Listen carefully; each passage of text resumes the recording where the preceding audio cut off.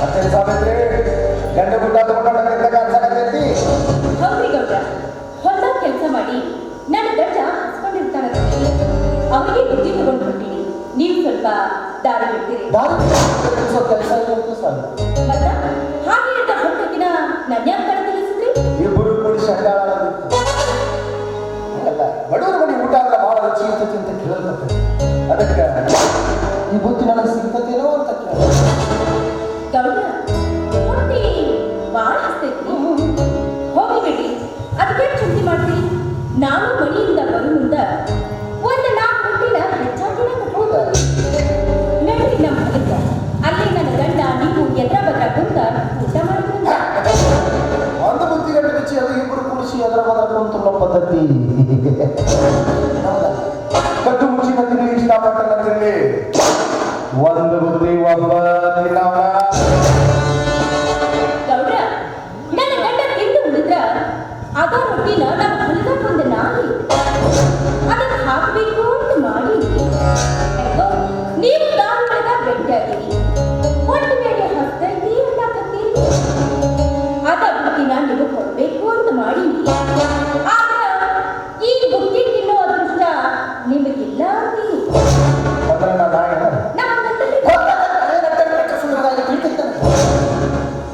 ಏ ಸಾವಿತ್ರಿ, ಬುದ್ಧಿ ಅಂದ್ರೆ ಕೈಯಾಗಿಡಿದ್ರೆ ಅಣ್ಣದ ಬುದ್ಧಿ ಅಲ್ಲ. ಮೈನಲ್ಲಿ ಕೊಂಡು ನಿಂತಿರೋ ಈಗಿನ ಶೀಲದ ಬುದ್ಧಿ.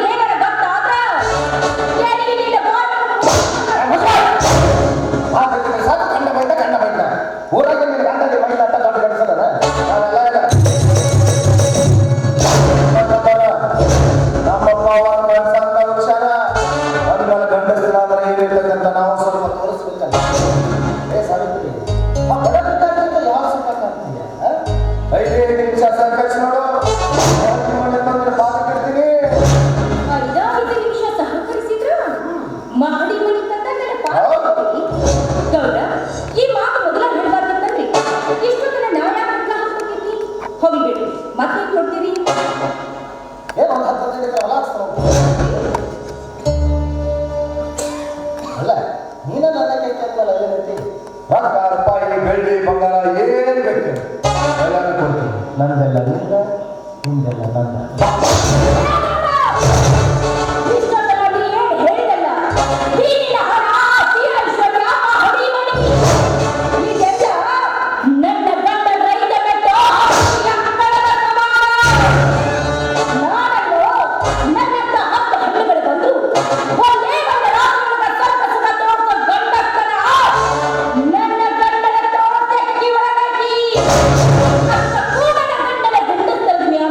ಮಾಡಿದ್ದ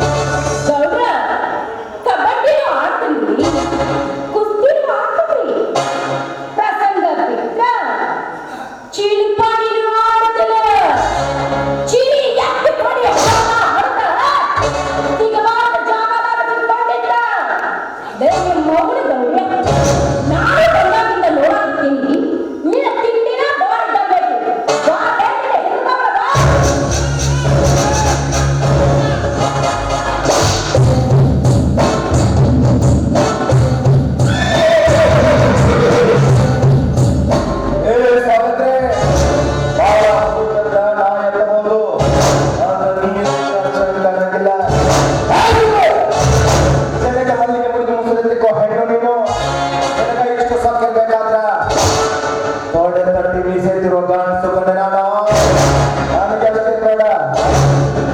ಇನ್ನೇನು ಮಾತಾಡೋದಿರ್ತದಲ್ಲ ಅದ ನನ್ನ ಪಟ್ಟದ್ದು. ಬಾ ಕಬಡ್ಡಿನೂ ಕಲಿಸ್ಕೊಡ್ತೀನಿ, ಕುಸ್ತಿನೂ ಕಲಿಸ್ಕೊಡ್ತೀನಿ, ನೀನು ಚಿನಿಪುಡಿ ಕಲಿಸೋದ್ರಾಗಂತೂ ಹೇಳ್ತಿದ್ದಕ್ಕೆ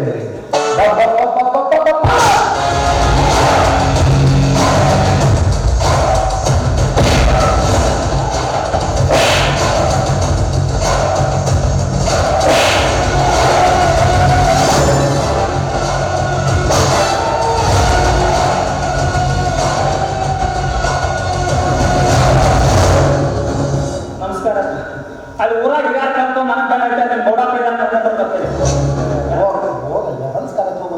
ಬರ್ರಿ ಬರ್ರಿ ಭಾಳ ಹಂಚ್ಕದ ಜಾಸ್ತಿ ಬಿಟ್ರೆ ನಾನು ಮಾಡ್ಬೇಕು ಯಾರು ಇಂಟೆನ್ಷನ್ ಬರ್ಬೇಕು ನಮ್ಗೆ ಹಾಕ್ಬೇಕು ಉಮ್ರ ಯಾಕೆ ನೀವು ಒಂದು 5 ನಿಮಿಷ ಬಿಟ್ಬಿಡೋರು ಶಬಂದ ನಮ್ಗೆ ಅದೇ ಬರ್ರಿ ನೀವು ಮನಸ್ಸು ಮಾಡಿ ಇನ್ನೊಂದ ಬೇರೆ ದುಡ್ಡು ಕೊಟ್ಟು ಕಡಿಮೆ ಮಾಡೋ ಹಂಗಿದ್ರ